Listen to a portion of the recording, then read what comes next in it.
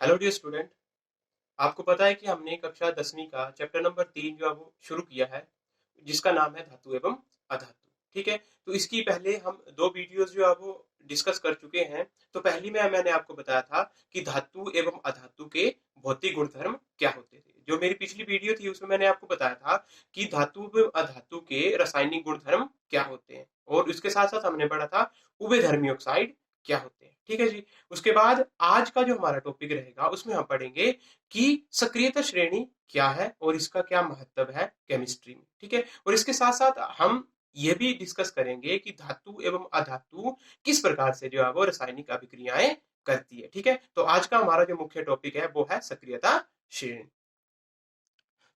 तो जैसे आज का हमारा टॉपिक मैंने आपको बताया सक्रियता श्रेणी। सबसे पहले मैं बताऊंगा सक्रियता श्रेणी होती क्या है। ठीक है, वे सारणी जिसमें धातुओं को उनकी क्रियाशीलता के अवरोही क्रम में व्यवस्थित किया जाता है उसे सक्रियता श्रेणी कहते हैं। ठीक है, अवरोही क्रम में मतलब घटते क्रम पे। ठीक है, मतलब एक ऐसी श्रेणी है जिसमें हमने धातुओं को रखा है, जिसमें उनकी जो अब क्रियाशीलता के आधार पे उनको रखा जाता है। जो सबसे क्रियाशील होगी वो सबसे ऊपर होगी, और जैसे जैसे उनकी क्रियाशीलता कम होती जाएगी उनको नीचे व्यवस्थित किया जाएगा। अब मैं आपको सक्रियता श्रेणी दिखाऊंगा कि है क्या हमारी सक्रियता श्रेणी।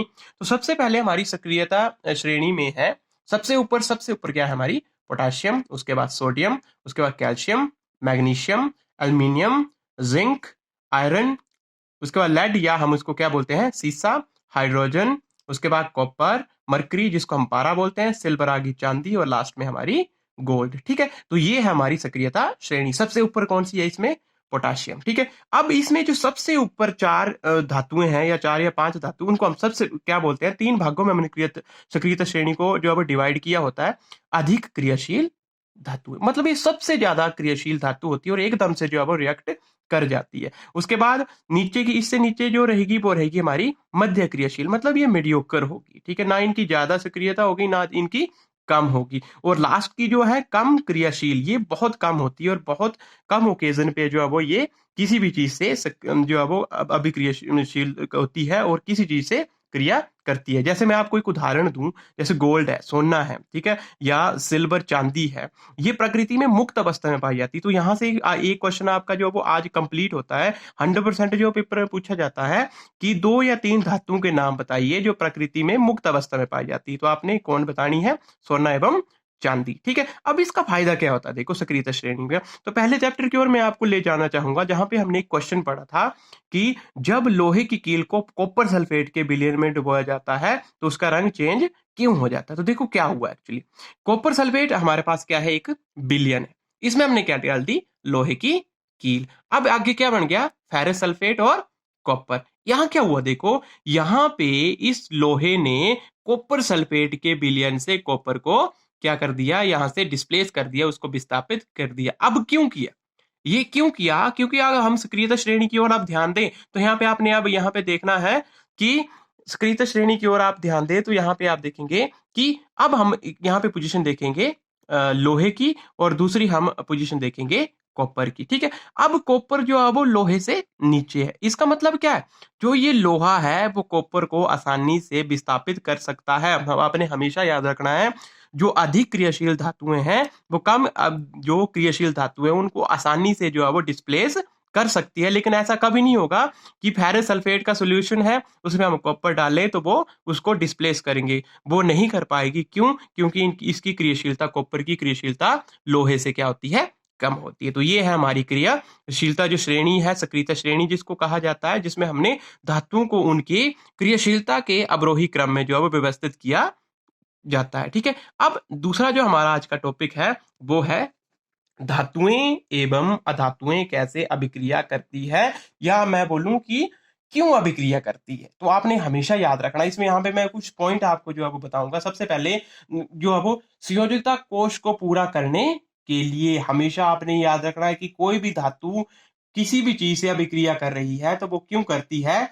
अपने संयोजन कक्ष को पूरा करने के लिए। ठीक है, जैसे पिछले साल भी आपने नाइन्थ में पढ़ा था, अगले चैप्टर में भी हम पढ़ेंगे, एक न्यूलैंड का अष्टमक सिद्धांत होता है। ठीक है, हर कोई धातु चाहती है कि वो अपने बाहरी कोश को पूर्ण कर सके और अपनी संयोजकता को सेटिस्फाई कर सके। संयोजकता क्या होती है? सबसे बाहरी कक्ष में उपस्थित इलेक्ट्रॉनों की कुल संख्या क्या होती है? संयोजकता तो संयोजकता के लगे आपको पता है, इसके बाद संयोजकता के बाद हम आप देखेंगे कि धातुएं संयोजकता कोश से इलेक्ट्रॉन त्याग धनायन बनाते हैं। आपने हमेशा याद रखना है, जब भी धातु होती है, पहले भी हमने पढ़ा है, धातुएं हमेशा अपने इलेक्ट्रॉन को त्याग करके धनायन धनी होती है। सोडियम सोडियम को जब भी लिखा जाता है नेगेटिव कभी नहीं लिखा जाता, सोडियम को हमेशा क्या लिखा जाता है, पॉजिटिव। ठीक है, तो सोडियम एक धातु है और धातुएं जो वो हमेशा जो वो इलेक्ट्रॉन खो के जो उन पे पॉजिटिव साइन बनता है, और अधातुएं संयोजकता कोश में इलेक्ट्रॉन ग्रहण करके ऋणायन बनाती है।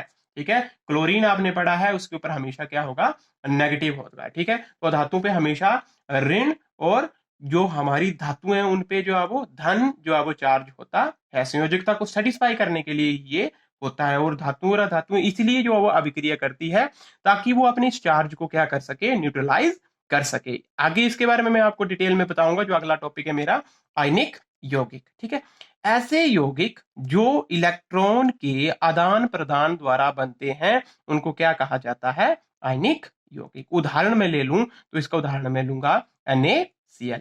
ठीक है, अब ऐसे यौगिक जिसमें इलेक्ट्रॉनों का क्या होगा, आदान प्रदान होगा। और क्यों होगा, देखो ऐसे नहीं होता है जैसे हम, अब मैं आपको पोल साइंस की ओर ले जाऊं तो वहां पे क्या होता है कि सरकार कैसे बनती है, गठबंधन से। ठीक है, वहां यहाँ पे भी क्या करते हैं, ये दोनों चीजें गठबंधन करते हैं, और यहाँ पे आयनिक यौगिक में दोनों का क्या होता है, उसमें बेनिफिट होता है। तो उदाहरण मैंने लिया NaCl। ठीक है, अब सोडियम के पास उसके इलेक्ट्रॉन कितने हैं, 11 जो अब इसकी परमाणु संख्या है, और इलेक्ट्रॉन भी इसके पास कितने होंगे, 11। और क्लोरीन के पास आपको पता है 17 इसकी जो है वो एटॉमिक नंबर है, और 17 इसके पास इलेक्ट्रॉन है। ठीक है, अगर इसकी मैं संयोजकता लिखूं तो क्या होगा, 2 8 और 1। तो क्लोरीन का क्या होता है, 2 8 और 7। ठीक है, अब क्लोरीन को क्या चाहिए, वो चाहता है कि एक इलेक्ट्रॉन उसको मिल जाए ताकि वो जो वो लास्ट में कितने इलेक्ट्रॉन बन जाए, अपने अष्टमक को कंप्लीट कर सके। वो वही सोडियम क्या सोचता है कि इसके पास बाहरी कक्ष में एक इलेक्ट्रॉन है, वो इसको खो दे और पॉजिटिव चार्ज बेशक आ जाए उस पर, लेकिन ये उसका जो अष्टमक है वो पूरा लास्ट का जो सबसेल है वो कंप्लीट हो जाए। तो सोडियम हमेशा चाहेगा कि वो क्या करे, सोडियम हमेशा चाहेगा कि Na+ बन जाऊं मैं, क्यों, जब मैं एक इलेक्ट्रॉन दे दूं। और क्लोरीन क्या चाहेगा कि मैं एक इलेक्ट्रॉन ले लूं और मैं क्या बन जाऊं, Cl-। अब ये दोनों चीजें जो है वो इस तरह की आगे, तो ये क्या करते हैं कि गठबंधन करके, जो हम बोले कि एक यौगिक का निर्माण करते हैं इलेक्ट्रॉनों का आदान प्रदान करके। सोडियम अपना इलेक्ट्रॉन किसको दे देता है, क्लोरीन को, और Na+ Cl- क्या बना देते हैं, NaCl सोडियम क्लोराइड बना देते हैं। ठीक है, तो आयनिक यौगिक 100% पेपर में पूछे जाते हैं कि आयनिक यौगिक क्या होते हैं, उदाहरण दीजिए, एक बताइए कैसे बनते हैं। तो आपने बोलना है ऐसे यौगिक